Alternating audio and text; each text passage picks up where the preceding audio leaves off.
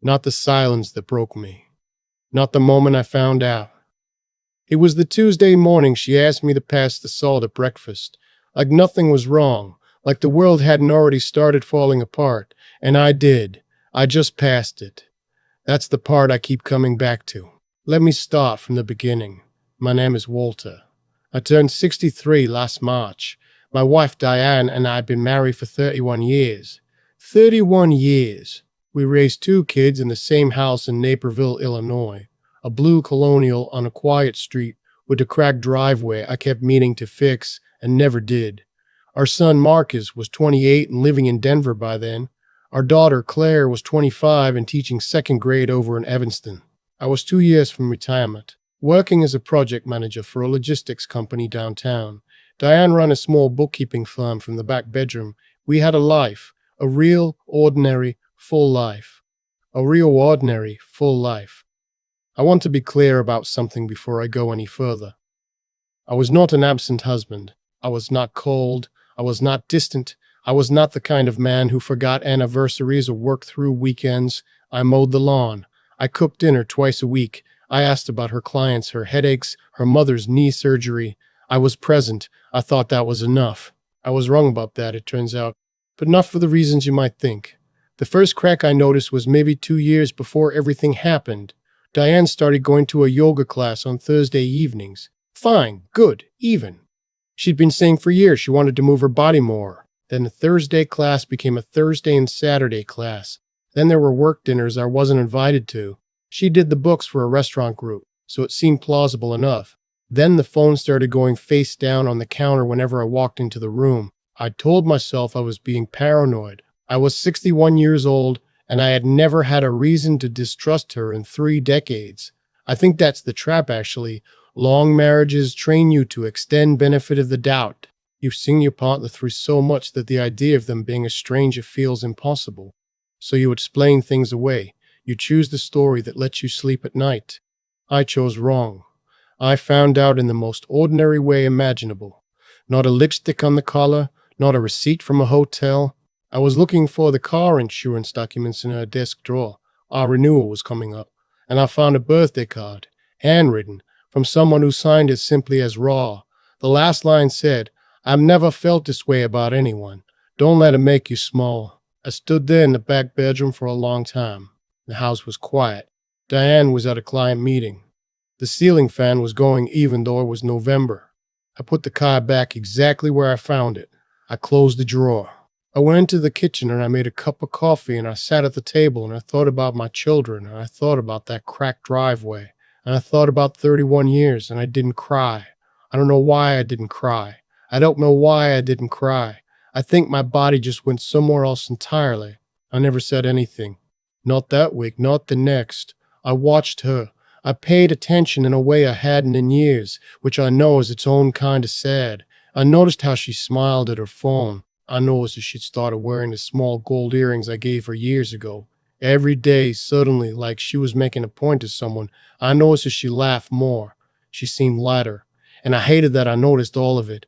About 3 weeks after I found the card, she came into the living room on a Sunday afternoon and she stood in the doorway and she said, "Walt, I need some space. I need you to go stay somewhere else for a while." I looked up from the book I was reading. I said, "What?" She said, "Just for a few days, maybe a week. I need to think." I asked her what she needed to think about. She said, "Us." I could have told her right then what I knew. I could have said the name R out loud and watched her face, but something stopped me. I don't know if it was dignity or cowardice or just exhaustion. I put down my book. I went upstairs. I packed a bag, clothes for a week, my blood pressure medication, my reading glasses, and I drove to the Marriott on Route 59 without saying another word. I checked in. I ordered room service, a club sandwich I didn't eat. I called Marcus, didn't get an answer. I watched a baseball game I didn't care about. I fell asleep with the TV on. My phone rang at 12:47 in the morning. It was my neighbor, Frank. Frank is 70, retired firefighter, the kind of man who says what he means on the first try. I've known him for 20 years. When I saw his name on the screen at that hour, My stomach went cold before I even answered. "Walt," he said, and his voice was low and strange. "Are you home right now?" I said I wasn't. I said I was at a hotel. He was quiet for a second. Then he said, "Walt, there are police at your house. A lot of them. I'm looking at it right now from my porch. There's an ambulance too." I remember the room, that flat, beige, nobody room, and how the baseball game was still going and the sound just stopped making sense to me. I said, "What?" He said, "You need to come home." I drove 80 miles an hour on an empty highway. I don't remember most of the drive. I remember the exit ramp, and I remember turning onto my street and seeing the lights, red and blue, bouncing off every house on the block, off the bare November trees, off my cracked driveway. There was crime scene tape across my front door, yellow tape bright as anything, stretched from the porch railing to the mailbox post. A uniformed officer stepped into my headlights with one hand up. I rolled down the window. I said, "I live here. This is my house." He asked for my ID. I gave it to him. He looked at it, looked at me, and said, "Sir, I need you to park over there and come with me." They walked me to a car parked across the street. A detective, a woman named Reyes, late 40s, calm in a way that felt practiced, asked me to sit in the back seat with the door open. She sat on the edge of the seat next to me. She told me there had been an incident at my residence. She told me that emergency services had responded to a shooting. I said, "Where is my wife?" She said Diane was alive. Diane was a Downers Grove general in surgery, non-life-threatening injuries. A bullet had grazed her forearm. She was stable. I said, "Who else was in my house?" Detective Reyes looked at me for a moment. She said, "A man named Robert Callahan." He was pronounced at the scene. I had never heard that name before. Robert. I sat in that car and I let that information settle through me like cold water. Robert Callahan. 57 years old, I would learn later. A divorced accountant from Hinsdale who had been seeing my wife for 14 months. They asked me questions. Where had I been? When did I leave? Did I own any firearms? Did I know Robert Callahan? Had Diane ever mentioned him? I answered everything honestly. I had nothing to hide. I want to say here, because I know it needs to be said, that they cleared me completely. I was on hotel security footage from 9:30 p.m. until they called me. I had nothing to do with what happened in that house. What happened, as it came out over the next few days, was this. Robert had come to the house that night. From what Diane told police, and later, from what came out at trial, they had been arguing for weeks. He wanted her to leave me. She had been pulling back, trying to end things. He'd been pulling back, trying to end things.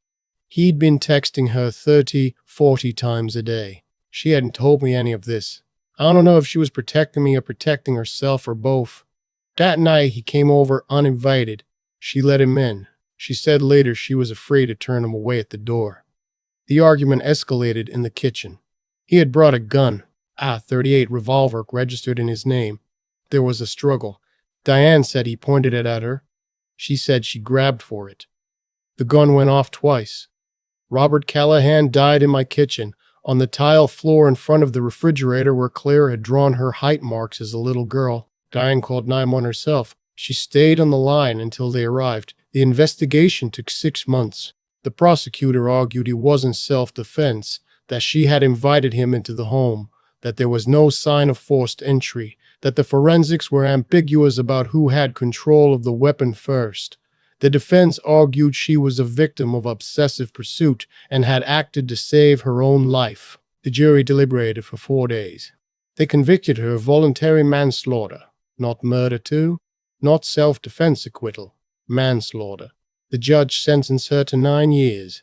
She would be eligible to request parole review after serving 4.5 based on good behavior and program completion. I was in that courtroom for every single day of the trial.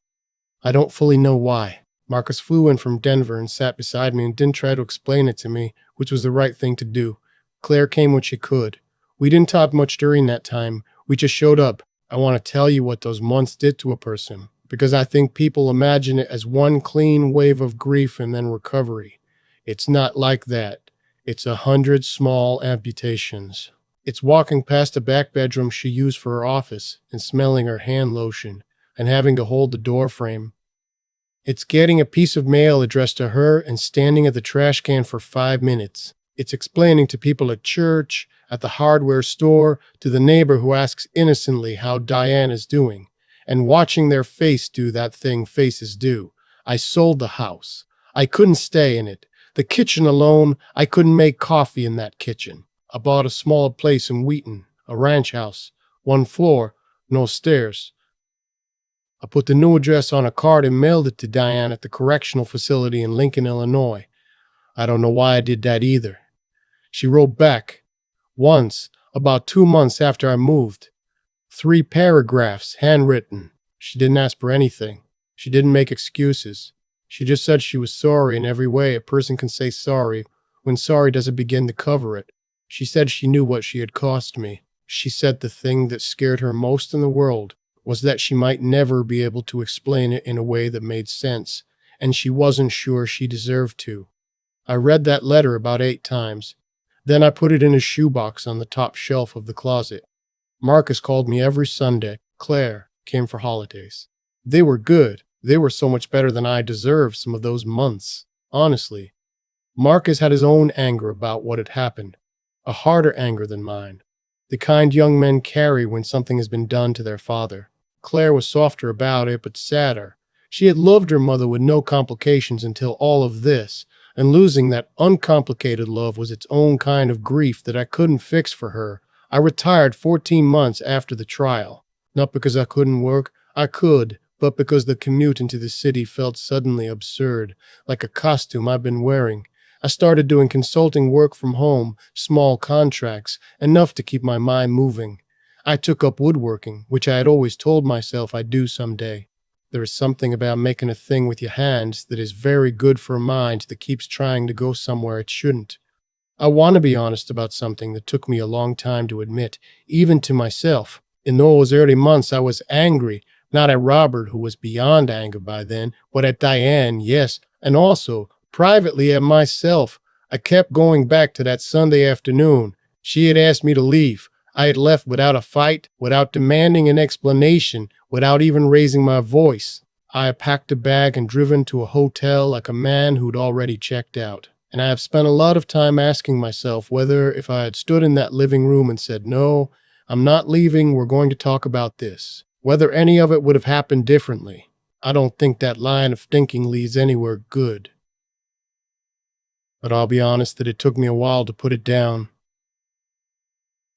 3 years and 2 months after the sentencing, I got a call from a number I didn't recognize. A woman identified herself as a victim advocate from the state corrections office. She let me know that Diane had filed a formal parole review application and that, as her spouse of record, we had never divorced.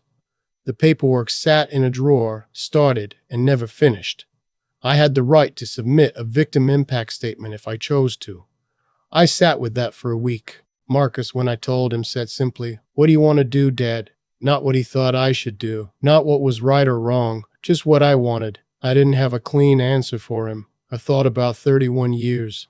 I thought about the Tuesday morning with the salt shaker, the ordinary Tuesday that I can't get out of my head. I thought about a woman who called 911 herself and stayed on the line. I thought about a letter that said, "I know what I cost you," and didn't ask for anything back. I did not submit an impact statement opposing the parole review. I also did not write in support of it. I wrote to the advocate and said I had no submission at this time. I don't know if that was the right decision. I'm not sure right is the right word for any of the decisions in this story. What I know is this. I am 63 years old, and I am sitting in a house I chose for myself, and the woodshop in the garage has 3 projects going at once, and Marcus is coming to visit next month, and Claire called me last week to tell me she's expecting her first child, which means I'm going to be a grandfather in the spring. I think about that baby. I think about what I want to be for that child, what kind of steadiness, what kind of presence. Not perfect, not someone who pretends that nothing broke, but someone who is still here, still standing. I don't know if Diane will be granted parole. I don't know if I'll ever speak to her again. I don't know if the question of forgiveness is something that ever fully closes, or if it's more like that cracked driveway, something you keep meaning to deal with that just becomes part of the landscape. What I do know is that I'm not building my life around the answer. One morning at a time, one piece of wood at a time, one Sunday call from Denver at a time. That has to be enough, and most days I find that it is. I've thought a lot about cause and effect since all of this happened. Not in any grand philosophical way. I'm a 63-year-old man from Naperville who fixes things with his hands and drinks his coffee black. But when your life comes apart the way mine did, you can't help but trace the line backward. Every outcome has a root. Every ending has a long, quiet history before it. Diane made choices. Robert made choices. And I made choices too. Smaller ones, easier ones, the kind that don't feel like choices at the time. I chose not to ask questions when questions were warranted. I chose comfort over clarity year after year, because clarity felt like a threat to something I wasn't ready to lose. I don't say that to punish myself. I say it because I think it's true, and I've learned that the truth, even when it costs you something, is the only thing worth building on. What I keep coming back to is this: the people who hurt us most are rarely monsters. That's the part nobody tells you. Robert Callahan was a man who fell too hard and couldn't find his way back to reason. Diane was a woman who got lost somewhere in the middle of a life she'd stopped examining. Neither of them set out to burn everything down, but they made choices, and choices have weight, and eventually that weight lands somewhere. It landed in my kitchen, on a Tuesday night in November. On 31 years of a life I thought I understood. The thing about intelligence. Real intelligence, not the kind you put on a resume, is knowing when you've been wrong and having the honesty to sit with it instead of explaining it away. I was wrong about the silence. I thought keeping the peace was the same as having peace. It isn't. Peace you don't examine isn't peace. It's just postponement. I know that now. And the thing about character, about the kind of person you actually are when everything is stripped away, is that it doesn't show up in the easy moments. It shows up at the Marriott on Route 59 alone at midnight with a club sandwich you can't eat and a baseball game that stopped making sense. It shows up in whether you get in the car and drive toward the hard thing or whether you sit in that parking lot and wait for someone else to handle it. I got in the car. I didn't always know what I was driving toward, but I kept driving. Marcus asked me once, about a year after the trial, whether I was angry. I told him I had been. I told him anger was the first thing, then grief, then something quieter, that I didn't have a word for yet. I think the word might be clarity, not happiness, not even peace exactly. Just clarity, knowing what I'm working with, knowing what I'm building. Claire is going to have a baby in the spring. That child is going to grow up knowing a grandfather who stayed present, who didn't disappear into bitterness, who built things with his hands and answered the phone on Sundays and showed up. Not perfectly, not without scars, but consistently. That's what I have left to give, and I find most mornings that it's more than enough to get up for.